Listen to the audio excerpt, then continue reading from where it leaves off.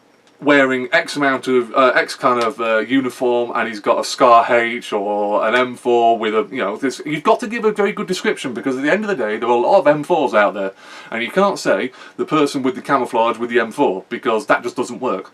You give them a good description, and hopefully, if they're anything like LAC marshals, they will go to that player and watch them, because if they've not accepted the hits from you, the chances are they'll do it again.